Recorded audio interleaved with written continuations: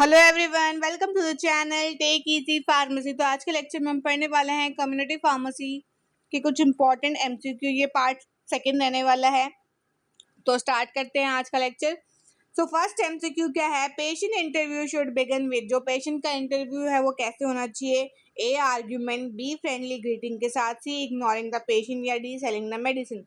तो correct answer है be friendly greeting. जब तो कोई भी पेशेंट आएगा हमें उसे ग्रीट करना है, अच्छे से उसका वेलकम करना है और अपना ट्रस्ट बिल्ड करना है और एनकरेज करना है पेशेंट को, और उसके साथ अच्छे से कम्युनिकेट करना है ओपनली, बिना किसी डर से। ठीक है। नेक्स्ट है टेलीफोन कम्युनिकेशन शुड बी। अगर हमारे पास कोई भी टेलीफोन आया उससे फिर हमें कैसे कम्युनिकेट करना है?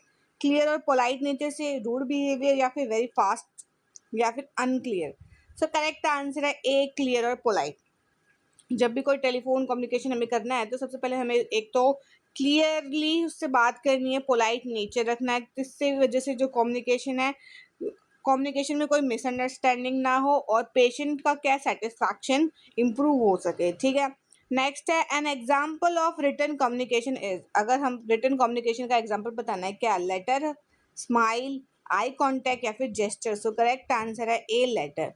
तो लेटर क्या है? एक रिटन कम्युनिकेशन है जो इंक्लूड करता है लेटर, जैसे कि रिपोर्ट्स, प्रिस्क्रिप्शन और ईमेल्स इसके अंदर आ सकते हैं। नेक्स्ट है the person who sends a message is called. जो पर्सन मैसेज को सेंड करेगा उसको हम क्या कहेंगे? रिसीवर, सेंडर, या पेशेंट, या लिसनर। सो करेक्ट आंसर है बी सेंडर। ठीक है। सेंडर क्या करेगा? इनिशिएट करेगा कम्युनिकेशन को, भाई कम्युनिकेशन को स्टार्ट करेगा। कैसे करेगा? बाय ट्रांसमिटिंग इन्फॉर्मेशन की। वो क्या करेगा? इन्फॉर्मेशन को ट्रांसमिट करेगा। नेक्स्ट है फीडबैक इन कम्युनिकेशन मीन्स। जो फीडबैक कम्युनिकेशन में फीडबैक का मतलब क्या होता है? Response from the receiver, noise, या मैसेज, या बैरियर। सो करेक्ट आंसर है a response from the receiver. जो भी रिसीवर है उसको जो भी मैसेज मिला है तो उसका रिस्पॉन्स क्या रहा, तो उसको हम कहते हैं फीडबैक। फीडबैक क्या करता है? हेल्प करता है डिटरमाइन करने में जो भी हमने मैसेज दिया है वो उसने, जो भी पर्सन है उसने अच्छे से अंडरस्टैंड किया है या नहीं किया, या करेक्टली अंडरस्टैंड किया या नहीं किया, ये जानने के लिए। नेक्स्ट है patient counselling is. Patient counselling क्या है? एजुकेट करना पेशेंट को हमारे मेडिसिन के बारे में, या फिर डायग्नोज करना डिसीज को, या मैन्युफैक्चर करना मेडिसिन को, या एडवर्टाइज करना किसी भी प्रोडक्ट को। तो करेक्ट आंसर है A educating patient about medicine. Medicine के बारे में पेशेंट को एजुकेट करना। ठीक है। पेशेंट काउंसलिंग क्या करता है? इंश्योर करता है कि भाई सेफ और इफेक्टिव यूज हो मेडिकेशन का। ठीक है। Next a major benefit of patient counselling is. अगर हम पेशेंट काउंसलिंग कर रहे हैं तो उसका मेजर बेनिफिट क्या हो सकता है? बेटर मेडिकेशन अडेयरेंस होगी, या इंक्रीज होगी कंफ्यूजन, या फिर हायर डिस्पेंसिंग एरर। भाई भी कोई भी हम मेडिसिन है उसको डिस्पेंस कर रहे हैं तो उसमें एरर बढ़ जाएंगे, या फिर ड्रग की वेस्टेज होगी। सो करेक्ट आंसर है ए बेटर मेडिकेशन अडेयरेंस। ठीक है। पेशेंट क्या होंगे? अच्छे से अंडरस्टैंड करेंगे मेडिसिन को, और more likely them take correctly. और वो अच्छे से अगर अंडरस्टैंड करेंगे तो चांसेस है कि भाई वो कोई गलती ना करे और वो अच्छे से अपनी मेडिसिन को टाइम पे और करेक्टली ले। ठीक है। The first stage of patient counselling is. First stage क्या होता है पेशेंट काउंसलिंग में? क्लोजिंग, इंट्रोडक्शन, इवैल्यूएशन, या फिर डॉक्यूमेंटेशन। सो करेक्ट है इंट्रोडक्शन। सबसे पहले क्या होगा? इंट्रोडक्शन होगा। पेशेंट अपने आप को इंट्रोड्यूस करेगा, फार्मासिस्ट इंट्रोड्यूस करेगा, तो ये सब सबसे पहला काम है इंट्रोडक्शन। फार्मासिस्ट क्या करेगा? इंट्रोड्यूस करेगा खुद को और एस्टैब्लिश करेगा एक रैपोर्ट विद द पेशेंट। ठीक है। अपनी रेपुटेशन मेंटेन करेगा। नेक्स्ट है the final stage of patient counselling is. अब फाइनल स्टेज कौन सा होता है? इंट्रोडक्शन, काउंसलिंग, कंटेंट, क्लोजिंग, या इंटरव्यू। सो करेक्ट है क्लोजिंग। जब सारे स्टेप हो जाएंगे तो क्या होगा? क्लोजिंग करेंगे, सेशन को एंड करेंगे और कंफर्म करेंगे कि जो भी अंडरस्टैंडिंग और आंसरिंग क्वेश्चन, ठीक है, जो भी क्वेश्चन आंसर है उनको अंडरस्टैंड करेंगे। ठीक है। फिर है which is a barrier to effective counselling. अब इसमें किसी भी इफेक्टिव काउंसलिंग के लिए बैरियर क्या हो सकता है? Language difference, good listening, proper privacy, या फिर क्लियर कम्युनिकेशन। सो करेक्ट आंसर है लैंग्वेज डिफरेंस। अगर हम किसी के साथ कम्युनिकेट कर रहे हैं, अगर उसकी लैंग्वेज डिफरेंट है, हमारी लैंग्वेज डिफरेंट है, तो क्या होगा? हमें कम्युनिकेट करने में दिक्कत होगी, उसे समझ में नहीं आएगा, हमें भी समझ में नहीं आएगा, तो हम कम्युनिकेट करेंगे कैसे? तो एक बैरियर है। ठीक है। लैंग्वेज बैरियर क्या करता है? डिफिकल्ट बनाता है पेशेंट को अंडरस्टैंड करने के लिए कोई भी इंस्ट्रक्शन को। ठीक है। नेक्स्ट है हाइपरटेंशन रेफर टू। हाइपरटेंशन से हम क्या समझते हैं? Low blood pressure, high blood sugar, या low blood sugar. So correct answer है हाई ब्लड प्रेशर होता है। हाइपरटेंशन क्या एक कंडीशन है जिसमें ब्लड प्रेशर क्या होता है? कॉन्स्टेंटली क्या होता है? बढ़ता रहता है। ठीक है। अब एक diabetic patient should regularly monitor, तो डायबिटिक पेशेंट में हम रेगुलरली क्या मॉनिटर करते हैं, ब्लड ग्लूकोज लेवल को, हाइट को, हेयर ग्रोथ को या विजन को। सो करेक्ट आंसर है ए, ब्लड ग्लूकोज लेवल को हम मॉनिटर करते हैं। हम मॉनिटर करते हैं कि भाई शुगर कितनी है, वो कंट्रोल हुआ है या नहीं है, डायबिटीज़ प्रिवेंट और जो डायबिटीज़ को कंट्रोल करे और फर्दर कोई कॉम्प्लिकेशन ना हो तो उसको प्रिवेंट करने के लिए हम मॉनिटर करते हैं। नेक्स्ट है asthma patient should be educated about, कोई एस्थमा का पेशेंट है तो हमें उसे किस बारे में एजुकेट करना चाहिए, इनहेलर टेक्निक के बारे में, सर्जरी के बारे में, ब्लड ट्रांसफ्यूजन के बारे में या एक्सरे इंटरप्रिटेशन के बारे में।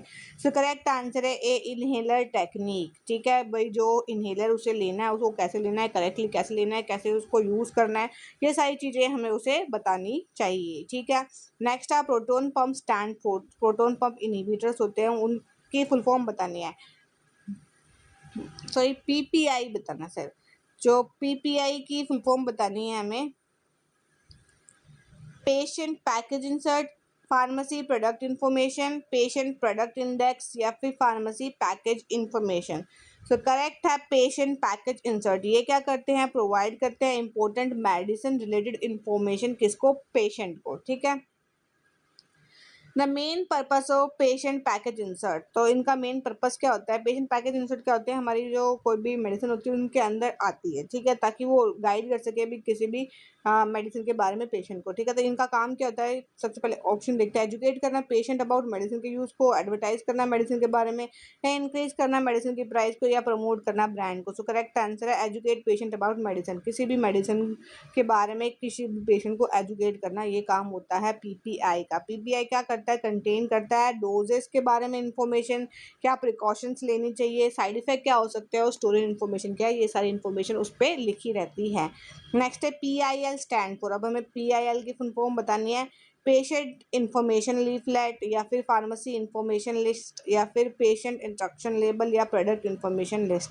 तो करेक्ट आंसर है पेशेंट इंफॉर्मेशन लीफलेट। ठीक है, तो पीआईएल क्या करता है, प्रोवाइड करता है इजी अंडरस्टैंडिंग, ताकि कोई भी मेडिसिन कोई भी पेशेंट अच्छे से अंडरस्टैंड कर सके। ठीक है, नेक्स्ट है मेडिकेशन अडेरेंस मीन्स, अगर मेडिकेशन अडेरेंस का मतलब क्या होता है कि हम कोई भी मेडिसिन है वो प्रिस्क्राइब फॉर्म में ले रहे हैं, जैसे भी किसी भी फिजिशियन ने प्रिस्क्राइब करी उसी तरीके से हम उसे ले रहे हैं, या फिर हम स्किप कर रहे हैं डोज को, या फिर स्टॉप कर रहे हैं ट्रीटमेंट को जल्दी अपनी मर्जी से। ठीक है, या टेकिंग एक्स्ट्रा डोज, या फिर हम एक्स्ट्रा डोज दे रहे हैं, तो किसको कहेंगे कि मेडिकेशन अडेरेंस क्या है। तो मेडिकेशन अडेरेंस का मतलब ही ये होता है कि कोई भी मेडिसिन जैसे किसी फिजिशियन ने हमें प्रिस्क्राइब करी है, हमने उसी मैनर में उसे लिया है, उसको कहते हैं मेडिकेशन अडेरेंस। ठीक है, अडेरेंस का मतलब क्या होता है, इम्प्रूव करना ट्रीटमेंट, उसकी सक्सेस को इम्प्रूव करना और रिड्यूस करना कोई भी कॉम्प्लिकेशन को, उसको हम कहते हैं मेडिकेशन अडेरेंस। नेक्स्ट है हमारा common cause of non adherence is, अब कॉमन कोज क्या होता है कि भाई नॉन अडेरेंस है, भाई किसी भी मेडिसिन को हमने लिया, हमने सही से नहीं लिया, तो उसका कॉमन कोज क्या हो सकता है, फॉरगेटफुलनेस, हम भूल गए भाई, प्रॉपर काउंसलिंग नहीं हुई या फिर हमारी, या फिर गुड कम्युनिकेशन नहीं था हमारा, या फिर फैमिली सपोर्ट नहीं था। सो करेक्ट आंसर है ए, फॉरगेटफुलनेस। ठीक है, पेशेंट भूल गया भाई, उसने मिस कर दी डोज, तो इसकी वजह से क्या हो सकता है, नॉन अडेरेंस। ठीक है, नेक्स्ट है which tool can improve medication adherence, अब इनमें से कौन सा टूल है जो कि मेडिकेशन अडेरेंस को इम्प्रूव कर सकता है, पिल को ऑर्गेनाइज करना, या एम्प्टी बॉटल रखना, या प्रिस्क्रिप्शन पैड रखना, या कैलकुलेटर रखना। सो करेक्ट आंसर है पिल ऑर्गेनाइजर। अगर हमारे पास पिल ऑर्गेनाइजर होगा तो वो क्या करेगा, हेल्प करेगा पेशेंट को रिमेंबर करने में, मैनेज करने में उनकी मेडिकेशन को। नेक्स्ट है मोबाइल फ़ोन रिमाइंडर हेल्प, जो हमारा मोबाइल फ़ोन में अगर हमने रिमाइंडर लगाया तो वो हमें किस चीज़ में हेल्प कर सकते हैं, इंप्रूव करना एडेरेंस, या फिर इंक्रीज करना नॉन कंप्लायंस को, या किसी एरर को कोज करना, या रिड्यूस करना ट्रीटमेंट की इफेक्टिवनेस को। सो करेक्ट आंसर है इंप्रूव करना एडेरेंस। अगर हमने अपने मोबाइल में अलार्म सेट कर रखा होगा भाई इस टाइम पे मुझे मेडिसिन लेनी है, इस टाइम पे ये लेनी है, इस ड्यूरेशन पे ये लेनी है, हमने अलार्म सेट कर रखे, तो उससे क्या होगा कि भाई हम मेडिसिन टाइम पे ले पाएंगे, टाइम पे ले पाएंगे, तो क्या होगी उसके अपने हमारी ट्रीटमेंट की क्या होगी, एडेरेंस क्या होगी, इंक्रीज होगी। ठीक है, नेक्स्ट है हमारा health screening services are important for, जो हम हेल्थ स्क्रीनिंग सर्विसेज करते हैं तो वो किसके लिए इंपॉर्टेंट होती है, अर्ली डिसीज के डिटेक्शन के लिए, मैन्युफैक्चर करने के लिए मेडिसिन को, या ड्रग की एडवर्टाइजिंग करने के लिए, research only. So correct answer है ए, अर्ली डिसीज डिटेक्शन। अगर हम health screening time to time कर रहे हैं तो उससे क्या पता चलेगा कि भाई हमें अर्ली स्टेज पे कोई भी अगर डिसीज़ है तो वो हम डिटेक्ट कर सकते हैं। स्क्रीनिंग की वजह से हम आइडेंटिफाई कर सकते हैं भाई किसी भी पेशेंट में कोई डिसीज़ है, सिम्टम्स है या वो सीवियर तो नहीं है, ठीक है। नेक्स्ट है blood pressure monitoring is an example of, अगर हम ब्लड प्रेशर किसी का मॉनिटर कर रहे हैं तो ये किसका एग्जाम्पल है, हेल्थ स्क्रीनिंग का, ड्रग मैन्युफैक्चरिंग का, ड्रग प्रमोशन का या प्रिस्क्रिप्शन राइटिंग का। सो करेक्ट आंसर है हेल्थ स्क्रीनिंग। अगर हमने ब्लड प्रेशर चेक किया तो वो हमें हेल्प करता है डिटेक्ट करने में कि इसका हाइपरटेंशन क्या है, हाइपरटेंशन को अर्ली स्टेज पे डिटेक्ट करने में हेल्प करता है हेल्थ स्क्रीनिंग। नेक्स्ट है blood glucose testing help in detecting, अगर हम ब्लड ग्लूकोज टेस्ट कर रहे हैं तो हमें क्या हेल्प करेगा डिटेक्ट करने में, डायबिटीज़ को, अस्थमा को, ट्यूबरक्लोसिस को या ट्यूबरक्लोसिस या फिर अर्थराइटिस। सो करेक्ट आंसर है डायबिटीज़। अर्ली स्टेज में हम डिटेक्ट कर सके भाई हमें डायबिटीज़ तो नहीं है, अगर हमें ब्लड ग्लूकोज का टेस्टिंग किया, अगर उसमें ब्लड ग्लूकोज बढ़ा हुआ है तो इसका मतलब हमें डायबिटीज़ है, नहीं है तो नहीं है, ठीक है। नेक्स्ट है community pharmacist can refer patient to doctor when, एक जो कम्युनिटी फार्मासिस्ट है वो पेशेंट को कब रेफर कर सकता है डॉक्टर तक, तो वो क्या कंडीशन होनी चाहिए कि भाई सीरियस सिम्टम्स अगर उसे दिखते हैं भाई किसी पेशेंट में, या फिर उसके पास मेडिसिन अवेलेबल नहीं थी इसलिए उसने उसको भेज दिया, या फिर उसने पेशेंट को आस्क किया डिस्काउंट, पेशेंट ने उससे डिस्काउंट मांगा इसलिए उसने डॉक्टर के पास भेज दिया, या फिर उसके पास स्टॉक नहीं था, कम था तो उसने इसलिए भेज दिया। तो करेक्ट आंसर है सीरियस सिम्टम्स आर आइडेंटिफाई, अगर उसे लगेगा कि भाई जो इसको सिम्टम्स है वो बहुत ही ज़्यादा सीरियस है और वो किसी फिजिशियन के पास जाने से ही ट्रीट होंगे तो वो क्या करेगा, उसको रेफर करेगा किसी भी डॉक्टर के पास, ठीक है। रेफरल क्या इंश्योर करता है कि भाई जो पेशेंट है वो एक अच्छा अप्रोप्रिएट मेडिकेशन एवेल्युएशन और ट्रीटमेंट को डिजर्व करता है और उसको वो मिले, ठीक है। लास्ट एमसीक्यू है आज के लेक्चर का, the main objective of health screening in community pharmacy is, main objective क्या होता है हेल्थ स्क्रीनिंग करने का किसी भी कम्युनिटी फार्मेसी में, अर्ली डिटेक्शन एंड रेफरल के लिए, इंक्रीज करना सेल्स को या प्रमोट करना ब्रांड को या फिर मैन्युफैक्चर करना मेडिसिन को। सो करेक्ट आंसर है अर्ली डिटेक्शन एंड रेफरल। अगर हम हेल्थ स्क्रीनिंग कर रहे हैं कम्युनिटी फार्मेसी में तो वो हमें क्या बताएगा कि भाई किसी भी पर्सन को अर्ली स्टेज पे कोई भी डिसीज है तो उसको हम डिटेक्ट कर सके और अगर वो नहीं ट्रीटेबल है तो हम उसको आगे रेफर कर सके, ठीक है। नेक्स्ट है अर्ली आइडेंटिफिकेशन, क्या करेगा, हेल्प करेगा भाई उससे कोई हेल्थ प्रॉब्लम तो नहीं है और अलो करेगा टाइमली उसका ट्रीटमेंट हो जाए और बेटर आउटकम्स आए, ठीक है।